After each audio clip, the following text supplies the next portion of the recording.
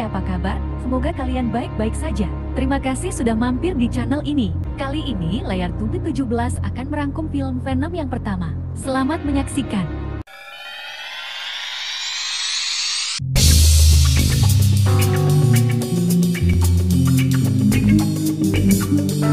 Venom, film anti-hero ini disutradarai Ruben Fleischer dan dirilis pada tahun 2018. Dan pemerannya ada Tom Hardy sebagai Eddie Brock, Woody Harrelson sebagai Carnage, dan Michelle Williams sebagai Anne. Tidak perlu berlama-lama, selamat menyaksikan. Di awal film menceritakan sebuah pesawat luar angkasa terjatuh di Malaysia bagian timur. Tim penyelamat dan polisi datang untuk mengeksekusi astronot yang sudah mati maupun yang masih hidup. Polisi wanita Malaysia yang mendapatkan astronot yang masih hidup, lalu membawanya ke rumah sakit menggunakan ambulans. Tetapi di tengah jalan astronot itu bangun, berubah menjadi makhluk mengerikan.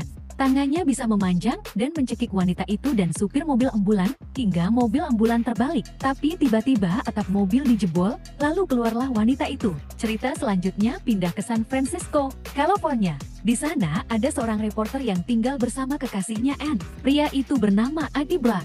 Hari itu Eddie dipanggil bosnya untuk pergi mewawancarai seorang yang bernama Carlton Drake. Dan Eddie hanya menanyakan tentang roketnya yang jatuh karena anomali. Eddie awalnya menolak.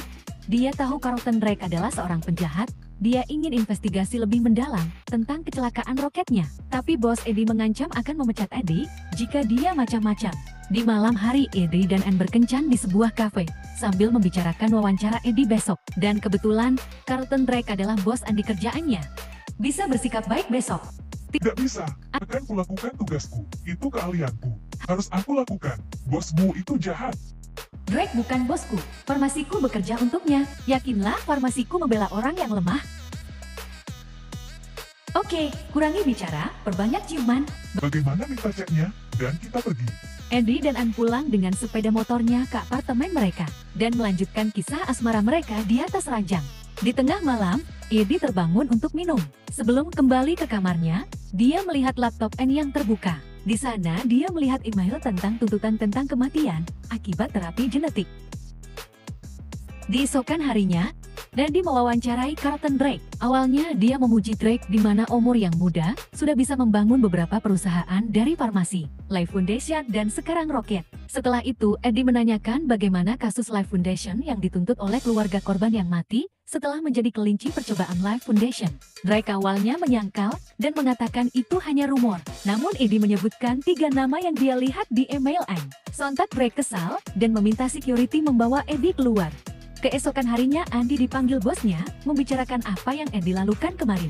Eddie memberikan argumen bahwa Drake orang jahat, tapi ketika bos Eddie meminta sumbernya, Eddie tidak dapat memberitahu. Dengan sangat terpaksa, bos Eddie harus mengatakan bahwa Eddie dipecat. Tidak hanya Eddie, Anne juga dipecat karena ulah Eddie. Bahkan Anne minta putus. Anne mengira Eddie hanya memanfaatkan Anne saja. Carlton Drake memang memiliki perusahaan yang memiliki simbiotan alien. Simbiotan alien dipercaya Drake sebagai jawaban bagi evolusi manusia untuk bertahan hidup. Bagi manusia yang terjangkit simbiotan alien, dia akan memiliki kekuatan yang super dan bisa pindah dengan cepat pada manusia lainnya. Dan 6 bulan kemudian, para ahli Drake sudah menguji ke-36 kali pada binatang. Di mana pada pengujian kali ini, mereka berhasil menyembuhkan kelinci yang pincang. Dengan alasan untuk menyelamatkan umat manusia di bumi ini, dan keinginannya membuat manusia bisa bertahan hidup di antariksa. Drake memaksa mencoba pada manusia.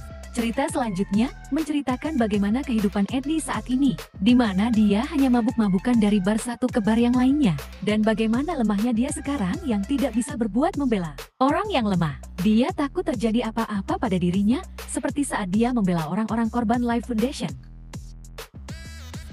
Terima kasih telah membawa kita ke momen ini. Nama kita akan diingat setelah kita mati. Sejarah akan dimulai sekarang. Ini hari pertama. Ini kontak pertama. Mari mulai bekerja. Drake memasukkan seseorang ke dalam ruangan kaca bersama simbiotan alien. Drake pintar memainkan kata-kata hingga orang tersebut mau dijadikan kelinci percobaan. Drake menyuruh anak buah membuka tabung yang berisi simbiotan alien. Orang itu menjerit ketakutan. Simbiotan itu lalu menempel di dadanya dan masuk ke dalam tubuhnya. Awalnya orang itu tidak merasakan apa-apa, tapi tidak berselang lama, dia merasa ada yang aneh dari dalam tubuhnya. Tubuhnya bergetar, lama-lama, dia jatuh dan mati. Aku dulu reporter. Aku cukup sukses. Pekerjaan wajibku mengikuti orang yang tidak ingin kuikuti dan aku menyamar. Aku lumayan soal itu. Tapi kamu payah. Seorang wanita akhirnya menyerah. Eddie tahu dia mengikutinya. Wanita itu lalu berkata bahwa dia Dr. Boris Kirk dari Life Foundation. Mendengar nama perusahaan itu, Eddie langsung pergi. Wanita itu mengejar Eddie dan menjelaskan bahwa saat ini ada beberapa orang miskin yang akan dijadikan kelinci percobaan Life Foundation. Eddie lalu menanyakan, apakah kamu punya bukti? Eddie menjelaskan, jika kamu punya bukti, laporlah ke polisi. Wanita itu menjawab bahwa dia takut akan keselamatan keluarganya jika melapor polisi. Sambil pergi, Eddie mengatakan bahwa kita sama-sama takut. Lalu entah karena apa, atau karena cemburu kekasihnya Ann sudah memiliki kekasih baru. Eddie akhirnya menelpon Dr. Boris Kirk dan menerima ajakannya untuk membongkar kebusukan Drake. Lalu Eddie bersembunyi di mobil Dr. Dora agar mereka masuk ke laboratorium Life Foundation, tidak ada yang mengetahui. Sambil berjalan, Dr. Dora menceritakan, awalnya Drake mencari tempat di luar angkasa, tempat manusia bisa hidup. Di perjalanan pulang, mereka menemukan komet yang dihidupi berjuta-juta spesies. Dan kami membawa pulang sampelnya. Lalu Drake mempunyai ide menggabungkan simbiotan dengan manusia. Belum kelar, Dr. Dora cerita patroli lewat. Eddie diminta masuk duluan ke dalam. Dalam laboratorium, Eddie mulai mengambil foto dari simbioten hingga manusia yang akan dijadikan kelinci percobaan. Ternyata ada satu teman Eddie, yaitu Maria. Dia menggedor-gedor pintu kaca minta tolong. Eddie yang tidak tahu cara membuka pintu, lalu memencet tombol dengan sembarangan. Alarm berbunyi. Eddie lalu mengambil tabung apar dan memecah pintu kaca. Dan yang tidak disangka-sangka, Maria keluar lalu menyerang Eddie. Maria mencekik Eddie. Ternyata Maria sudah bersatu dengan simbioten. Dan tanpa diduga, simbioten itu pindah ke Eddie. Eddie lalu buru-buru lari keluar karena security mulai berdatangan. Ternyata dengan bersatu dengan simbioten, Eddie malah mempunyai kekuatan super. Dia mampu melumpuhkan 2 security. Pintu besi pun dengan mudah dia jebol. Dia bisa melompat tinggi menjebol pagar dan berlari kencang menghindari peluru yang ditembakkan security.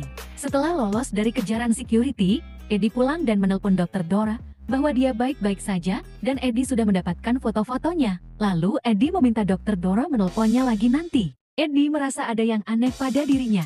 Dia merasa haus dan sangat lapar. Terkadang dia tidak bisa mengkontrol yang dia lakukan. Hingga dia terkaget sendiri melihat wajahnya. Tidak berapa lama, Eddie terbangun. Dia lihat foto-foto dalam EP-nya. Lalu dia menelpon Ann untuk bertemu. Eddie terkadang tidak bisa mengontrol dirinya. Bahkan saat dia menemui Ann, Eddie ingin menunjukkan bukti foto yang dia dapat di laboratorium Life Foundation. Tapi tingkah Eddie sangat aneh. Dia sering lapar dan tanpa terkontrol, dia mengambil makan orang lain. Ann yang tidak tahu apa yang terjadi pada Eddie sampai menamparnya. Badan Eddie juga terasa panas hingga dia harus masuk ke dalam akuarium untuk mendinginkannya. Sedangkan di Life Foundation, security berhasil menyelidiki siapa orang yang membawa orang luar masuk ke dalam laboratorium mereka. Security membawa Dr. Doris Great menemui Drake. Security melaporkan pada Drake, Dr. Dora lah yang membawa orang luar itu. Drake lalu menanyakan siapa orang itu. Ini demi keselamatan orang itu sendiri, rayu Drake. Dengan sangat terpaksa, Dr. Dora mengatakan bahwa Eddie Brock lah orangnya. Mendengar nama itu, Drake kecewa dan melepas simbioten bersama Dr. Dora dalam satu ruangan. Hari-hari Eddie sekarang benar-benar aneh. Dia seperti mendengar suara yang berbicara padanya dari dalam tubuhnya. Seperti saat Ann dan kekasihnya menelpon Eddie. Kekasih Ann mencoba membantu membuang bakteri dalam tubuh Eddie. Seketika Eddie mendengar suara orang marah karena akan dibuang.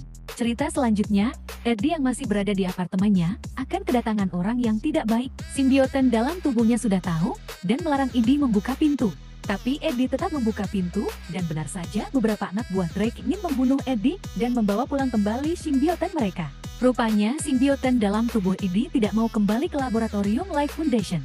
Dia sudah nyaman bersama Eddie. Lalu dia membantu Eddie melawan anak buah Drake. Satu persatu anak buah Drake yang ada di dalam apartemen Eddie disikat Eddie yang dibantu simbioten yang ada dalam tubuhnya. Setelah itu, Eddie lari dari apartemennya dengan melompat melalui kaca. Tapi simbioten itu menarik Eddie hingga Eddie masuk ke apartemen orang lain. Simbioten merubah bentuk seperti tamang untuk melindungi Eddie dari tembakan anak buah Drake. Eddie sudah keluar dari gedung apartemennya. Lalu dia melihat wajahnya di kaca mobil sudah seperti alien. Simbioten itu marah lalu menempel tubuh Eddie di dinding. Anak buah Drake menemukan keberadaan Eddie lalu mengarahkan drone bomb pada Eddie. Simbioten itu cepat melepas Eddie, dan Eddie selamat dari bom, lalu dia kabur dengan motornya. Selanjutnya anak buah Drake menyiapkan banyak sekali drone bom untuk membunuh Eddie, tapi simbioten dalam tubuh Eddie selalu menyelamatkan Eddie. Di akhir pelariannya, Eddie dijepit dengan 2 mobil.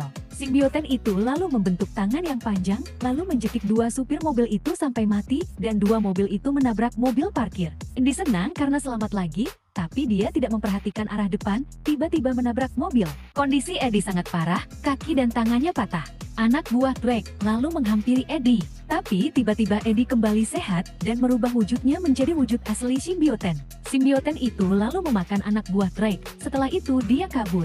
Simbioten itu membawa Eddie kabur ke laut dan berlabuh di sebuah mercusuar. Di sana, simbioten berkata bahwa dia ingin balas dendam pada Drake dan akan memanfaatkan tubuh Eddie. Eddie lalu menanyakan, apakah kita akan makan manusia lagi? Simbioten itu hanya berkata kemungkinan besar, dan dia mempunyai nama yaitu Venom. Good evening, ladies and gentlemen. Welcome to San Francisco. Satu simbioten yang lepas, pada saat roket Drake jatuh, kini sudah ada di San Francisco, berada di dalam tubuh wanita kecil. Kembali ke Eddie, dia kini ke kantor lamanya untuk memberikan foto-foto kejahatan Drake, tapi security melarang Eddie masuk. Venom meminta Eddie untuk memakan otak security itu, tapi Eddie menolaknya karena security itu temannya, tapi Venom ngotot untuk memakan otak security itu. Eddie lalu meminta security jangan mendekati. Eddie takut dia tidak bisa mengontrolnya. Venom lalu menawarkan Eddie, jika dia ingin naik ke atas, dia bisa bantu. Eddie pun setuju. Sampai di atas ada pesawat yang melintas, suara pesawat membuat Venom kesakitan dan berubah menjadi Eddie. Eddie terjatuh dari atas gedung. Untungnya rasa sakit Venom cepat hilang dan kembali menolong Eddie. Kini mereka sudah di dalam ruang bos Eddie. Lalu dia meninggalkan bukti foto kejahatan Drake. Setelah itu Venom meminta Eddie lompat dari kaca, tapi Eddie tidak berani. Dia memilih turun dengan lift. Ternyata di lantai bawah polisi sudah menunggu Eddie. Awalnya Eddie meminta pergi dengan baik-baik, tapi polisi tidak mengindahkan Eddie. Venom pun langsung mengambil kendali dan polisi mulai menembakinya. Venom bertambah marah dan ia membunuh semua polisi yang ada malam itu.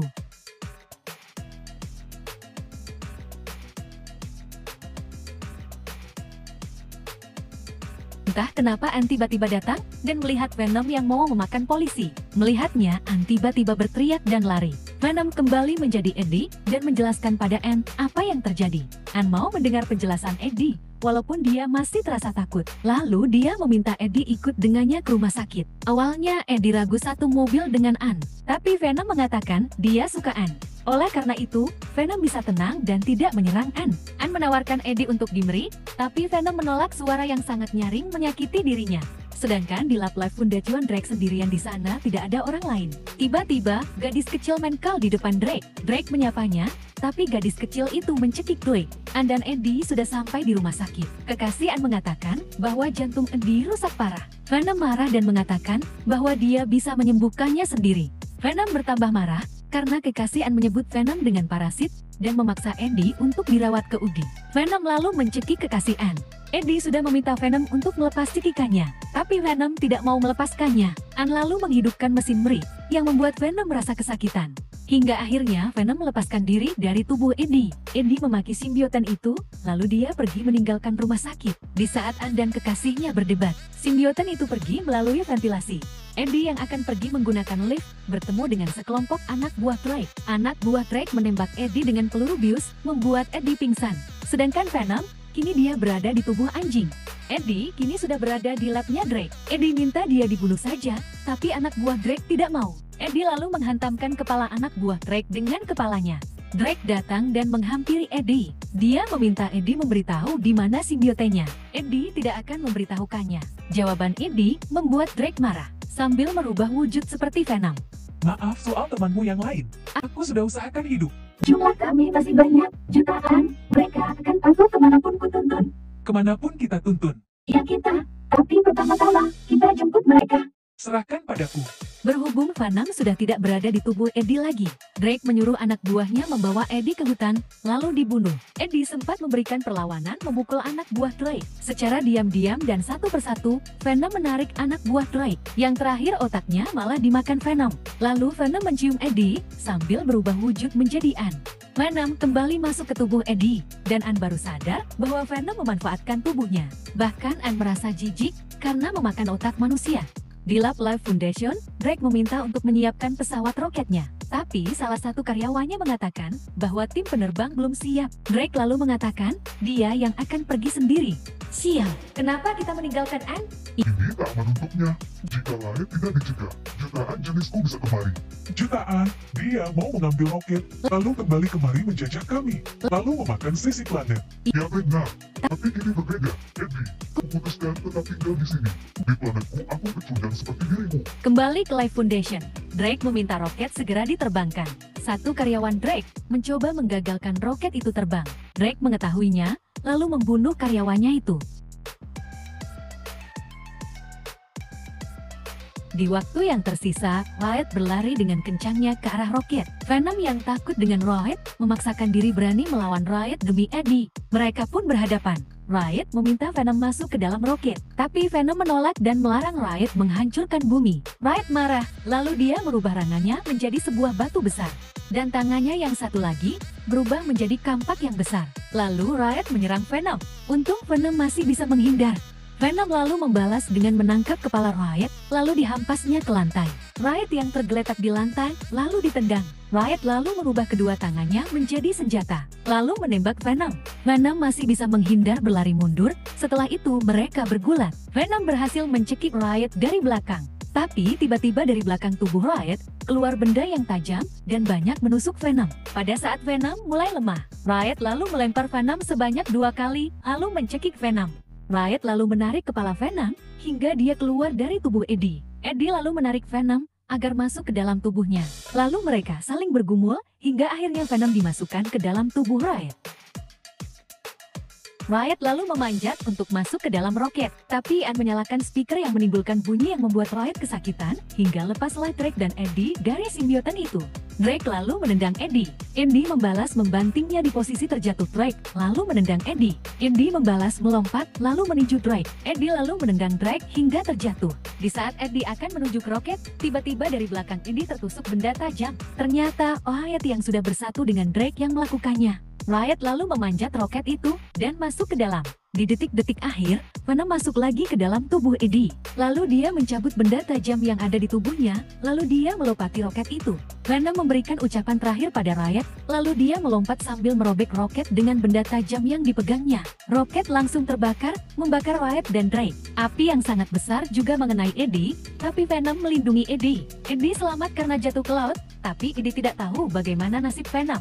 Di akhir cerita, Eddie sedang mengobrol dengan Anne tentang kerjaan mereka. Anne lalu meminta Eddie tidak menceritakan waktu Anne mencium Eddie pada saat kemasukan Venom. Tapi Eddie begitu kaget. Tiba-tiba Venom menjawab bahwa Anne milik mereka berdua. Eddie lalu pamit dan pergi meninggalkan Anne. Sambil jalan, Venom mengatakan ingin memakan orang, dia sangat lapar. Eddie lalu mengatakan, dia boleh makan, hanya orang jahat, tidak boleh orang baik. Venom lalu bertanya, bagaimana mengetahui orang itu jahat? Eddie lalu mengatakan, kamu bisa lihat dan rasakan.